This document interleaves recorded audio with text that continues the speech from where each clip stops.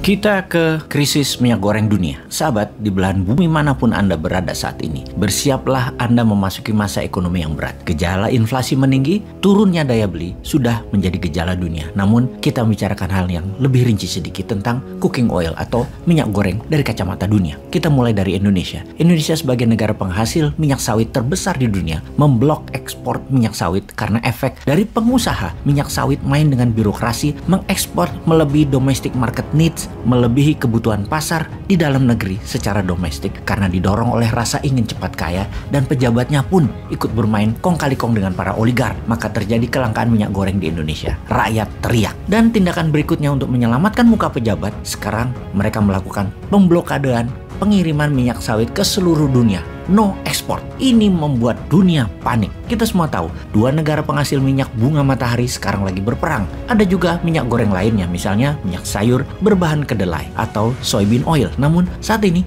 mereka lagi kena masalah dengan iklim yang ekstrim. Terlalu panas di beberapa tahun ini menyebabkan banyak kekeringan yang membuat banyak gagal panen. Juga canola oil mengalami masalah yang sama. Pertanyaannya, bagaimana Anda mendapatkan cooking oil dengan semua masalah itu di dunia? Memang tidak semua masakan memerlukan cooking oil, tetapi tetap saja diperlukan. Bahkan Anda memakan salad sekalipun terenak disiram sedikit olive oil atau minyak zaitun pada salad dressingnya atau mayonesnya. Minyak goreng ada sedikit di mana-mana pada setiap masakan utama, pada saat memanggang, menumis, bahkan pada tepung untuk pizza pakai cooking oil. Dan saat ini supply cooking oil mulai terbatas. Apa rencana kedua Anda? Apa kita harus menimbun minyak goreng di rumah? Sejauh ini, cooking oil di seluruh dunia sudah meningkat 23% harganya. Di Indonesia, bahkan lebih tinggi lagi. Kita rincikan akar masalahnya. Ukraina mengekspor 5,4 juta ton minyak bunga matahari per tahunnya dan memenuhi hampir 50% kebutuhan sunflower oil dunia. Karena sedang berperang, tidak ada lagi suplai dari Ukraina terhadap minyak bunga matahari tersebut. Rusia juga penyedia sunflower oil sekitar 25% kebutuhan dunia, dan Rusia sedang kena sanksi ekonomi saat ini. Kita ke Kanada sekarang. Sebagai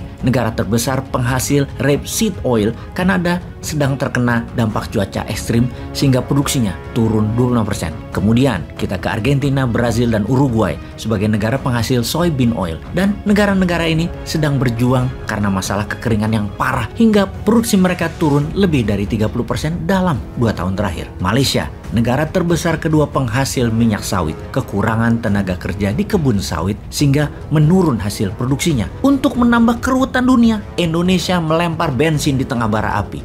Indonesia sebagai negara terbesar penghasil minyak sawit melarang untuk mengekspor minyak sawit. Indonesia merupakan penghasil sepertiga ekspor minyak goreng atau 30 ton per tahunnya. Pengimpor terbesar sawit Indonesia adalah India dan Tiongkok. India bahkan menggantungkan 50% lebih kebutuhan minyak gorengnya dari Indonesia, di mana India merupakan negara terbesar di dunia pengguna minyak goreng. 1 tahun 13 juta ton kebutuhannya. 60%-nya adalah minyak sawit, 20%-nya adalah soybean oil, dan 12% sisanya adalah sunflower oil. Juga sisanya macam-macam minyak lagi seperti minyak zaitun misalnya. Kalau diperhitungkan per orangnya, India membutuhkan 19 kg minyak goreng cooking oil per tahunnya. Kebutuhan tersebut Indonesia memenuhi lebih dari 50%, kemudian Malaysia 30%. Diperkirakan India efek kekurangan cooking oil dan terbatasnya persediaan akan membuat harga naik cooking oil tersebut mendekati 30% dan akan membawa 1% inflasi di India. Bayangkan, Indonesia bisa membuat India inflasi. Ini membuktikan Indonesia negara global player sejak awalnya. Memang takdirnya Indonesia itu adalah jadi negara besar. Secara keseluruhan dunia, sekarang harga minyak sawit sudah meningkat 55% di pasar Amerika. Harga soybean meningkat 27%. Rapeseed oil naik 50% di Eropa juga Amerika, dan semua ini kedepannya akan semakin buruk. Jadi sebagai konsumen,